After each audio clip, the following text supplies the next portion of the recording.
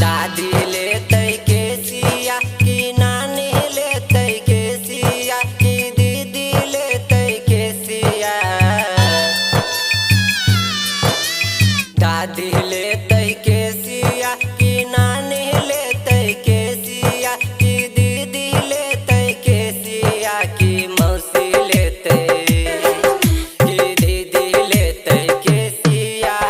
बउआ छै दुलरुआ की नानी लेते के सिया। बउआ छै दुलरुआ यो हजमा कने यो हजमा कने धीरे चलाबू जे कचिया। यो हजमा कने धीरे उतारब के सिया की नानी लेते की दादी लेते के सिया।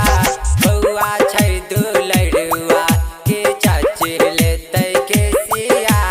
बउआ छै दुलरुआ। आप सुन रहे हैं आप सुन रहे हैं आप सुन रहे हैं डीजे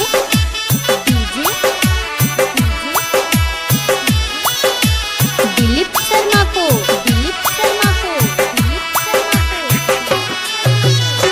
भोला महादेव हमर आस पुरलखिन। सोना गोदी के भरलखिन।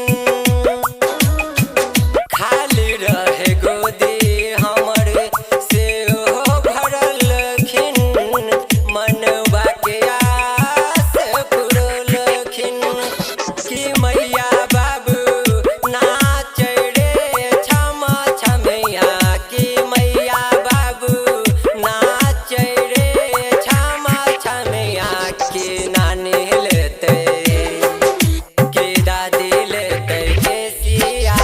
बउआ छै दुलरुआ कि चाची लेते के सिया। बउआ छै दुलरुआ।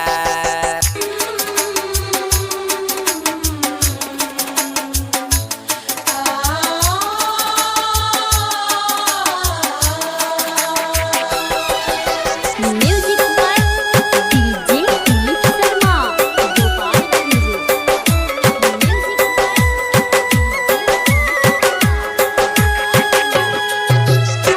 चाचा चाची लुटबे झर झर रुपैया। खुशी में झूमल ई जहान हो। योगेंद्र बेदर्दी लिख सबके सुनावे।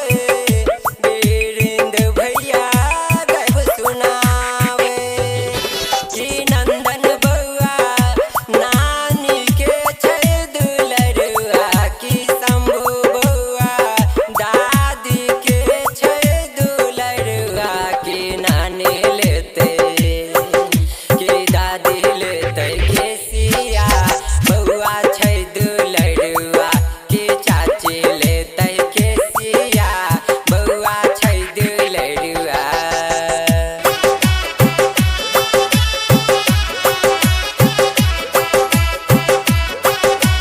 दिलीप शर्मा गोपालगंज। दिलीप शिव शर्मा शंभू दसौली की गोपालगंज। शानदार प्रस्तुति।